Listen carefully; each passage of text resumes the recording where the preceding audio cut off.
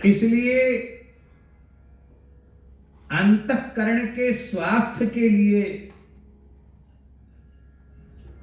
संस्कारों की आवश्यकता है। संस्कार के बिना हमारे अंतःकरण की चिकित्सा नहीं होगी। अभी संस्कार कार्य इन्होंने सवर स्वामी के मत में बताया था, बहुत अच्छा लगा। सम उपसर्ग है और डुक्रिय करणे धातु है, उससे प्रत्यय करके संस्कार शब्द बनता है। बहुत सरल रूप में यदि हम समझावें तो खेत में धान पैदा हुई, वो धान है, पर जब धान में संस्कारित होता है तो भात बन जाता है, खीर बन जाती है, पुष्पान्न बन जाता है, और कोई बढ़िया व्यंजन भी बन जाता है। और कौन कौन होते हैं वो? दक्षिण भारतीय कौन से व्यंजन होता है? इडली, डोसा, सांभर, जाने क्या क्या चीज होती है, वो नाम मुझे याद नहीं है सब। तो वो चावल के बनते हैं। तो धान से तो नहीं बन सकता, सीधे सीधे धान को खाया नहीं जा सकता।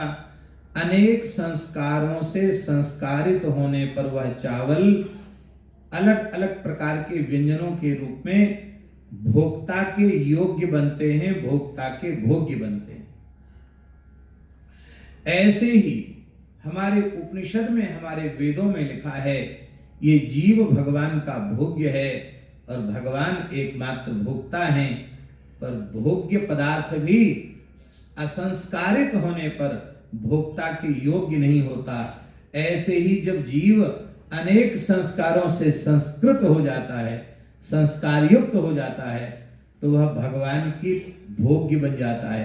भगवान का भोग्य बनने का अर्थ है भगवान की प्राप्ति के योग्य हो जाता है।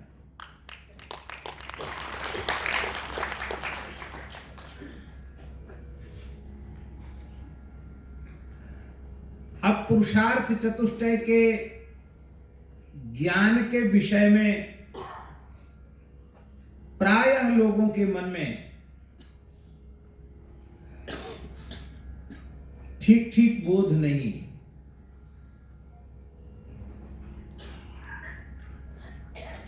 कई बार हम लोग पुरुषार्थ सिद्धि का प्रयत्न करते हैं, संकल्प भी बोलते ही हैं, पुरुषार्थ चतुष्टय सिद्ध्यर्थम, किंतु हमारी समझ क्या है? हमारी समझ है ये ललित जी, मैंने सोच का स्तर ही ऐसा है, एक व्यक्ति की बात नहीं, सबकी बात, पंचायती बात। हम धर्म का फल अर्थ मानते हैं। धर्म का फल क्या मानते हैं? अर्थ। चलो मान लिया, क्योंकि सबकी मान्यता यही है, धर्म से अर्थ होता है। चलो हमने मान लिया धर्म का फल अर्थ है। अब हम पूछ रहे हैं अर्थ का फल क्या है? तो आप उत्तर देंगे अर्थ का फल है काम। माने आपके पास धन है तो उस धन से आपको जो जो इच्छाएं हैं उस सबको पूरी कर लो। बढ़िया से बढ़िया मकान बना लो, बढ़िया से बढ़िया गाड़ी ले लो, और भी जो कुछ संसार के भोग विलास हैं, सुख सुविधाएं, सब पूरी कर लो। तो धर्म का फल अर्थ मान लिया, अर्थ का फल काम मान लिया। अब हम पूछ रहे हैं ईमानदारी से कहना, सब पढ़े लिखे लोग बैठे हैं, क्या काम का फल मोक्ष है? हमारी कुछ कामनाएं, वासनाएं, इच्छाएं पिछले शरीर से बाकी रह गई थी, तो उनकी पूर्ति के लिए ये वर्तमान शरीर हमें मिला है। तो फिर इच्छाओं को पाल पोस कर हम रख लेंगे या बाकी रह जाएंगी, तो उसका परिणाम आगामी जन्म होगा। तो जब तक कामना शून्य नहीं होगा तब तक मोक्ष तो होने का ही नहीं। इसका मतलब है हम जिस पद्धति से चले थे उस पद्धति से मोक्ष तक नहीं पहुंचेंगे, और मोक्ष तक ही नहीं पहुंचेंगे तो भगवत प्रेम तक कहां से पहुंचेंगे? तब हमें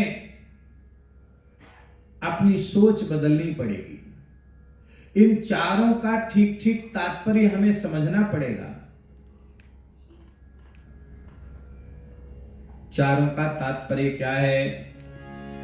धर्मस्य ह्यापवर्ग्यस्य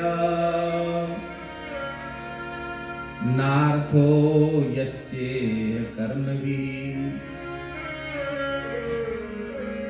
धर्मस्य ह्यापवर्गस्य नार्थोऽर्थायोपकल्पते। नार्थो धर्मैकान्तस्य कामो लाभाय स्मृता। कामस्य नेन्द्रिय प्रीतिर्लाभो जीवेत यावता। जीवस्य तत्व जिज्ञासा नार्थो यश्चेह कर्मभिः। धर्मस्य ह्यापवर्गस्य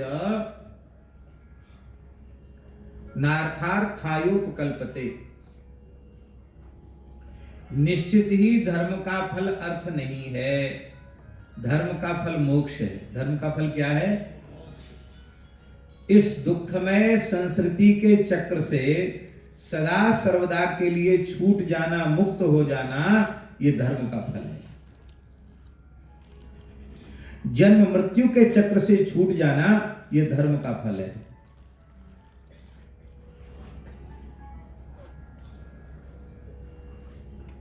बोले ठीक है, धर्म का फल तो मोक्ष हो गया, तो अर्थ किस लिए है? बोले अर्थ जो है वो धर्म के लिए। अर्थ किस लिए है? धर्म के लिए। देखो, इस निशेष फाउंडेशन के रूप में बड़े सुंदर राष्ट्र और समाज की सर्वांगीण सेवा के विचार प्रस्तुत किए गए, और इन विचारों की परिणति के लिए, इनको साकार करने के लिए अर्थ की आवश्यकता है। अर्थ की आवश्यकता है कि नहीं? तो ठाकुर जी ने कैसा योग बनाया। सज्जन जी के मन में विचार उत्पन्न हुए और नारायण भगवान सहयोग के लिए कमर कस के खड़े हुए। जिनको भगवान ने सहयोगी बनाया, वो ही उनका नाम क्या है? नारायण। भैया, नारायण जहां खड़े हैं वहां लक्ष्मी जी तो साथ रहेंगी उनके। नारायण को लक्ष्मी छोड़ के कहां जाएंगी? तो जहां लक्ष्मी नारायण खड़े हैं वहां तो इस निशेष फाउंडेशन के सभी कार्य भगवान नारायण की, भगवान की, संतों की कृपा से पूर्ण होने वाले ही। इसमें कोई संदेह नहीं। कहीं भी पवित्र कार्यों में कोई बाधा जब आती है तो निश्चित उस समय हमें अत्यंत तटस्थ भाव से आत्मनिरीक्षण करना चाहिए कि हमारे साधन में दोष कहां आ गया है। किंचित निजी स्वार्थ की गंध भी किंचित आ गई तो ही पवित्र कार्य प्रभावित होते हैं, नहीं तो पवित्र कार्यों में ईश्वरीय शक्ति काम करती है, भगवान की शक्ति काम करती है। तो इस संस्था के अध्यक्ष भी नारायण जी हैं और भगवान ने बहुत अच्छे विचार दिए हैं। तो उत्तम स्वास्थ्य, उस उत्तम स्वास्थ्य के लिए जागरूकता, मन का भी स्वास्थ्य और शरीर का भी स्वास्थ्य। और हम समझते हैं कि दोनों प्रकार के गोष्ठियां, शिविर, चिंतन शिविर आयोजित करना चाहिए, जिसमें शरीर के स्वास्थ्य के साथ साथ भीतरी मानसिक रोगों की निवृत्ति के लिए भी कार्य किया जाए। और ये जो वहाँ हो रहा है सत्संग के रूप में, क्या नाम है, सॉल्ट लेक में, या वहाँ यहाँ सत्संग के रूप में हो रहा है, ये भी एक प्रकार से मानसिक रोगों की चिकित्सा का शिविर ही।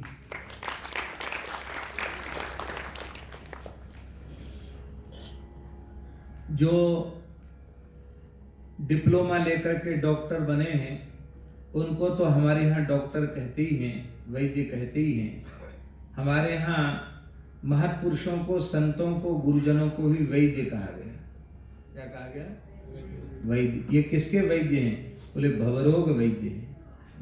ये भवरोग वैद्य हैं, ये भी चिकित्सक हैं, मन की चिकित्सा करते हैं, बुद्धि की चिकित्सा करते हैं। शिक्षा, वेद भगवान की नासिका का नाम है शिक्षा। क्या है? वेद के जो 6 अंग हैं, तो छंदः पादौ तु वेदस्य हस्तौ कल्पोथ पठ्यते, ज्योतिषा मैनम चक्षु निरुक्तम श्रोत्रमुच्यते, शिक्षा घ्राणम तु वेदस्य मुखम व्याकरणम स्मृतम। ये 6 अंग हैं वेद के।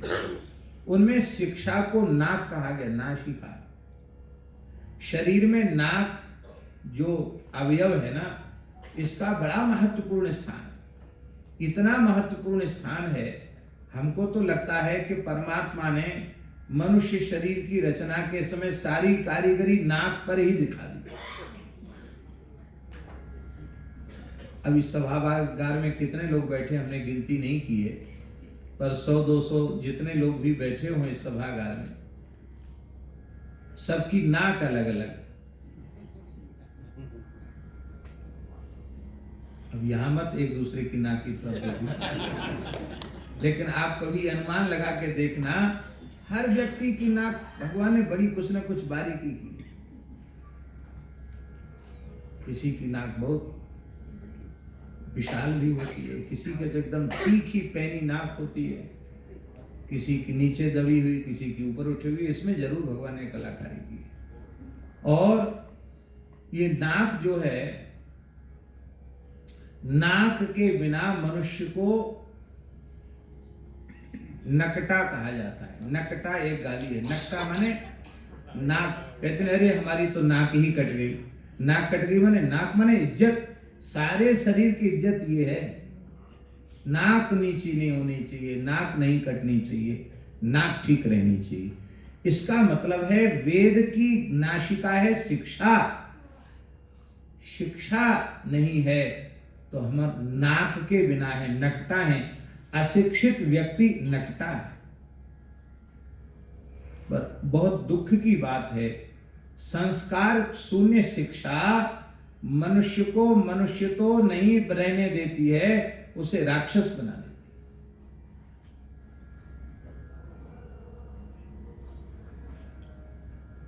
साक्षराः राक्षसाः, इसमें कितना अंतर है? साक्षराः और राक्षसाः। साक्षर, रा को आगे कर लो तो क्या हो जाएगा? शा को राक्षस हो जाएगा। बुरा नहीं मानना, वर्तमान संस्कार शून्य साक्षरता वो मनुष्य को राक्षस बना देती है। बुंदेलखंड के एक छोटे से गांव की घटना है। एक मल्लाह जाति के वृद्ध से पूछा, मल्लाह जानते ना, ये माझी का काम, केवट का काम करते हैं। मल्लाह जाति के एक वृद्ध से पूछा,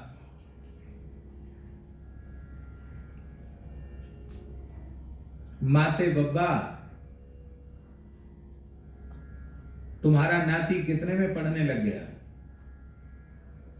तो बोला महाराज हम कौन पढ़े लिखे हैं, पर हमारा पोता इतना पढ़ गया कि अब उसका बस में किराया नहीं लगता।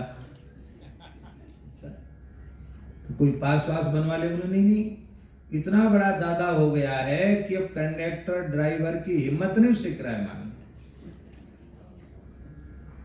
और कितना पढ़ गया? तो ग्रामीण व्यक्ति बोला कि पहले तो छोटा था तो हम सबको प्रणाम भी करता था, बात भी मानता था। अब तो महाराज बात बात में तमंचा दिखाता है कि मैं अपने गोली मार लूं कि तुमको गोली मारूं। तो कितना पढ़ गया? बोले बस अब यही पढ़ाई है, और क्या क्या गिना, क्या क्या पढ़ गया? कॉलेज में पढ़ता। उस वृद्ध ने कहा हम बहुत ग्लानि का अनुभव करते थे कि हम पढ़े लिखे नहीं, लेकिन अब हमें प्रसन्नता है कि हम अच्छा हुआ जो पढ़े नहीं। पढ़कर लोग ऐसे होते हैं, अच्छा हुआ भगवान ने हमको पढ़ाया लिखाया।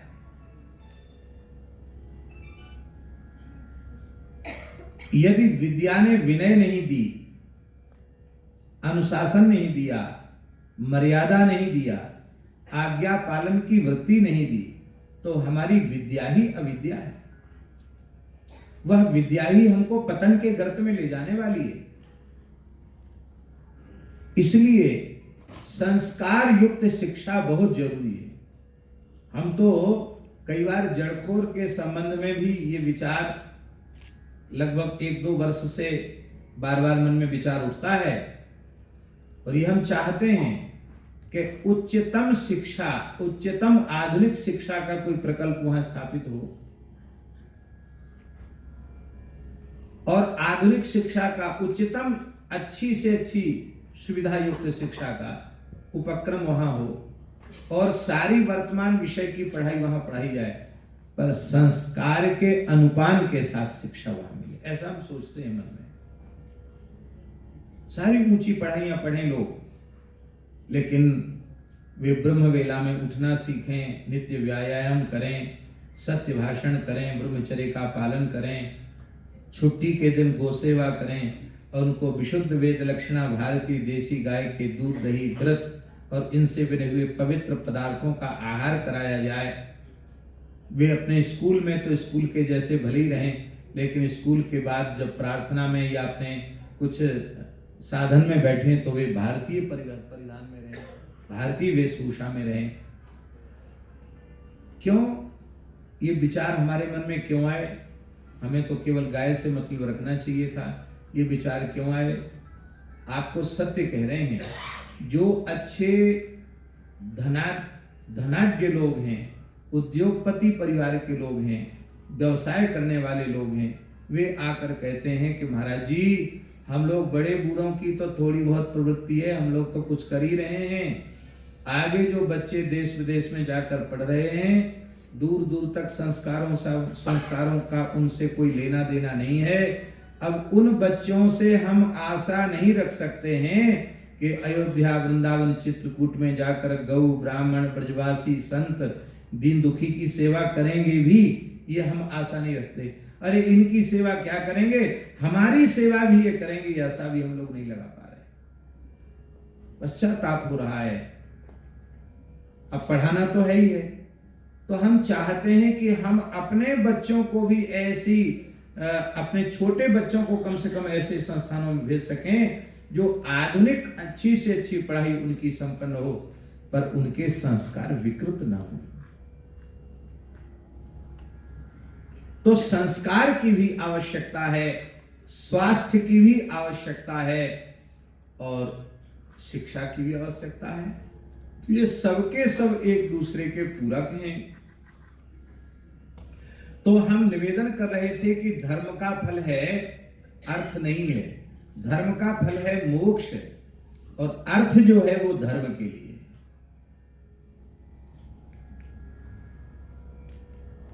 आपके उत्तम और उन्नत अच्छे विचार होंगे तो भगवान ने आपको जो कुछ दिया है उसका उत्तम उपयोग हो जाएगा। और मान लो आपके पास वे उत्तम विचार नहीं है, तो जो कुछ भी ईश्वर ने कृपा करके तुम्हें दिया है वो सब का सब बिना किसी काम का, बिना मतलब का सिद्ध हो जाएगा। वो और खुलकर यदि हम बोलें तो जिसे आपने संपत्ति मान रखा है वो संपत्ति ही आपके लिए विपत्ति का घर बन जाएगा, यदि आपके सद्विचार नहीं है तो।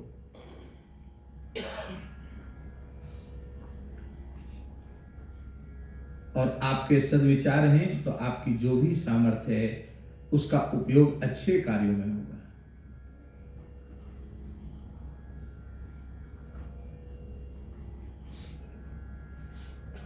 जयदयाल डालमिया जी का नाम आप जानते होंगे।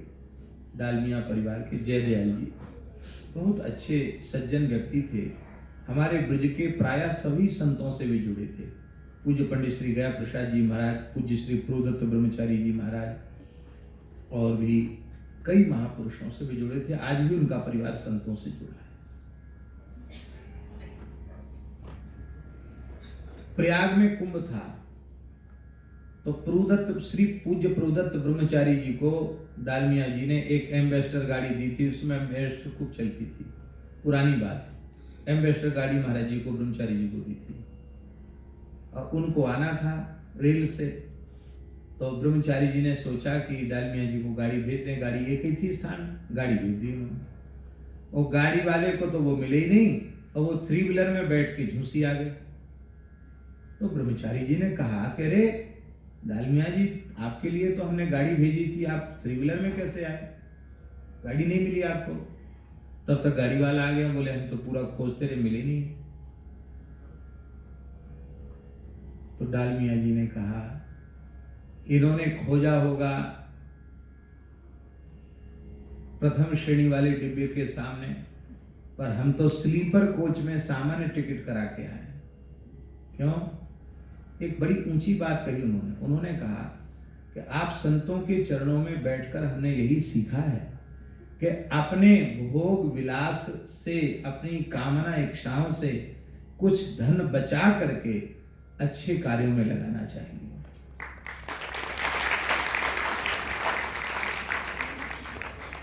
सामान्य चप्पल पहनते थे वो, खादी की धोती, खादी का कुर्ता, देख के लगता ही नहीं था कि कोई बड़ा सेठ है। पूज्य श्री सुदामा दास जी महाराज, वृंदावन की बात है, सुदामा कुटी के संस्थापक परम भजनानंदी संत पूज्य श्री सुदामा दास जी महाराज एक भगत के यहाँ बार बार कहता था, बिहारी जी के पास रहता था, बोले महाराज हमारे यहाँ, हमारे यहाँ चले गए। तो पत्नी से उन्होंने कहा कि फलामनिया हो गए, दूध गर्म करो महाराज के लिए। तो स्टोव, जो हवा भरने वाला स्टोव होता था ना, मिट्टी के तेल वाला स्टोव, पत्नी ने चिताया। तो उसमें 2-3 तिल्ली खर्च हो गई और वो स्टोव नहीं चैतन्य नहीं हुआ। लगे सेठ जी बिगड़ने, इतनी तिल्ली बर्बाद कर दी, वो आग लगा देगी, सब नष्ट कर देगी, बोलो हम वृंदावन वास कर रहे हैं, सब सत्यानाश कर दिया। तो पूज्य सुदामा दास जी महाराज धीरे से उठे जाने लगे। बोले आप कहाँ जा रहे हैं? बोले हम जा रहे हैं। नहीं आप बैठिए, आप जरूर कुछ कहना चाहते हैं, क्या बात है, आप क्यों नाराज? बोले नहीं हम नाराज नहीं। बोले नहीं आपको बताना तो पड़ेगा। तो पूज्य सुदामा दास जी बोले कि हमारे मन में आपने कुछ सेवा के लिए बुलाया था, तो हम निराश हो गए। हमने सोचा कि 2-3 काढ़ी माचिस की ज्यादा खर्च हो गई, तब तो तुम इतना कलह कर रहे हो, तो तुम सेवा क्या करोगे, इसलिए हम जा रहे हैं निराश होकर के।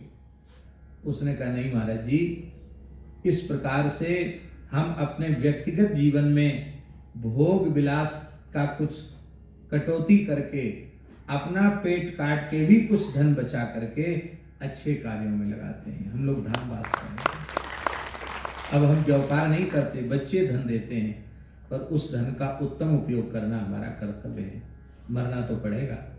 और महाराज जी सस्ते का जमाना था, उस जमाने में उसने 10,000 रुपए दिए। आज के 50 साल पुरानी बात होगी। कितने साल पुरानी बात? 50 वर्ष पहले 10,000 रुपए शायद 1 लाख रुपए से भी आज के ज्यादा होगा। कितना होगा? 1 लाख रुपए से ज्यादा होगा हैं? चलो अब जो भी, अब आप लोग हिसाब जोड़िए। मैंने 1 लाख से तो ज्यादा हर हालत में हुआ। 2-4 लाख भी हो सकता है, 10 लाख। और उसी से सुदामा कुटी का इतना विशाल भंडार घर, पंगत घर उस 10,000 में उस जमाने में बन गया, उस व्यक्ति के धन से। इसका मतलब क्या है? इसका मतलब यह है कि हम बड़े बड़े महंगे होटलों में रुक करके और बहुत अपने धन का अपव्यय करके लक्ष्मी का तिरस्कार करते हैं। जितने में हमारा आहार की पूर्ति हो जाए, जितने में हमारी लज्जा की रक्षा हो जाए, उतने अन्न वस्त्र का हम अपने जीवन में आदर दें और इससे बचे हुए धन को अच्छे कार्यों में लगाएं। तो अर्थ जो है वो धर्म के लिए है। सूरत में एक मुंबई के सज्जन हैं, योगेश भाई करके, उनका डेकोरेशन का बड़ा काम है, कोई ठाकुर जी से जुड़े हुए हैं। तो उन्होंने कहा महाराज जी एक वीडियो दिखा रहे हैं आप, 10 मिनट का दिखाया। आश्चर्य में पड़ गए हम तो। बोले 40 दिन लगे सजावट को करने में। एक शादी की सजावट थी और उस शादी की सजावट में 4-5 घंटे की सजावट कितने करोड़ की थी? 4 करोड़ रुपए की सजावट। हमने कहा ये पूरा महल जैसा, हम तो वीडियो में देखा, प्रत्यक्ष नहीं देखा। हमने कहा इसी में भोजन, बोले भोजन की व्यवस्था नहीं, भोजन अलग। ये तो हमारा ठेका था, 250-300 आदमी लगे, 40 दिन में ये सब बन के तैयार हुआ और 4 घंटे बाद खत्म। किसी के पास धन है तो उसका कोई हम निषेध या विरोध तो नहीं कर रहे हैं, हमारे करने से होगा भी क्या, लेकिन हम विचार करते विवाह एक संस्कार है, धार्मिक रूप से, मर्यादित रूप से, शास्त्रीय पद्धति से संस्कार होता, और उनके पास इतना धन था तो हम समझते हैं 1 करोड़ रुपए ज्यादा से ज्यादा ब्याह में लगा देते। 3 करोड़ रुपए में कितनी गायों को, भूखी गायों को चारा मिलता, विचार करो। कितने अशिक्षित और कुपोषित बालकों की शिक्षा और आहार की व्यवस्था होती। तो हम जब विवेक शून्य होते हैं तब हमारे पास जो कुछ ईश्वर ने दिया है उसका हम घोर दुरुपयोग करते हैं, और उस दुरुपयोग का परिणाम यह होता है कि जन्मांतर में एक एक फूटी कौड़ी के लिए हमें तरसना पड़ता है। पूज्य स्वामी संपूर्णानंद जी महाराज कहते थे, ये जितने कटोरा लेके भीख मांग रहे हैं ये पूर्व जन्म के बड़े बड़े अरबपति खरबपति लोग हैं। उस जन्म में खाली अपने भोग विलास में खर्च किया, दिया कुछ नहीं। भगवान ने कहा कटोरा लेके घूमो।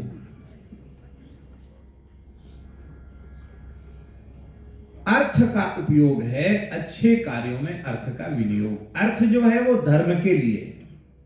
तो काम का स्वरूप क्या है? इंद्रियों को तृप्त करना काम का स्वरूप नहीं है, जीवन का निर्वाह।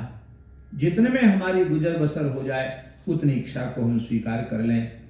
और जीवित रहने का फल क्या है? बोले जीवित रहने का फल है इसी जन्म में भगवान के चरण कमलों में पहुंचने की इच्छा उत्पन्न हो जाए, परम कल्याण की इच्छा उत्पन्न हो जाए। तो ये सब माता पिता की सेवा, गौ माता की सेवा, राष्ट्र समाज की सेवा, दीन दुखियों की सेवा, वे तभी संभव है जब हमें विवेक की प्राप्ति हो। और विवेक बिनु सत्संग विवेक न होई, राम कृपा बिन सुलभ बस होई। निश्चित ही सज्जन जी बड़े संस्कारित हैं और श्री नारायण जी भी बड़े भावुक हैं। श्रीधाम वृंदावन गए थे, गृहिणी भी गई थी, जड़खोर भी गए, दर्शन किया, और उसी समय इनके मन में विचार हुआ कि अब कलकत्ता आ रहे हैं तो थोड़ा सा समय वहाँ भी हम चाहेंगे। यद्यपि कहीं कोई कार्यक्रम निश्चित होता है तो फिर उसमें और दूसरे कार्यक्रम में थोड़ी सी शरीर को तो श्रम हो जाता है, क्योंकि 3 बजे से वहाँ है और यहाँ लगभग 5 बज रहा है। तो लेकिन फिर भी यहाँ आकर निशेष फाउंडेशन के उत्तम विचार जान करके हमें बड़ी प्रसन्नता हुई।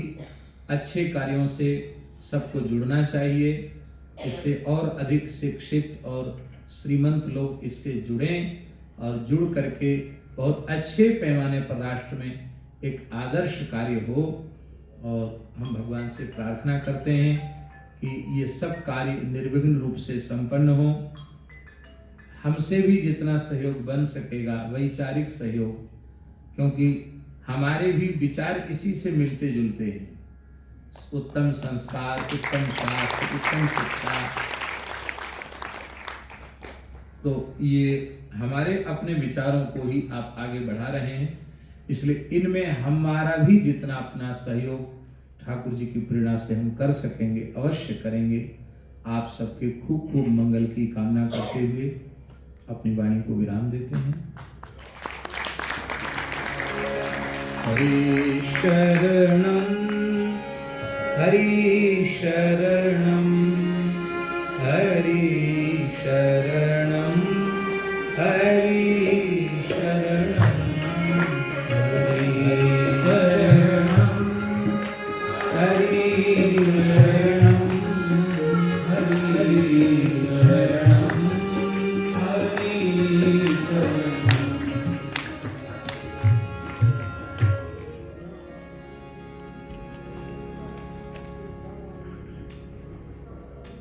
महाराज श्री, आज हम सभी धन्य हुए महाराज श्री।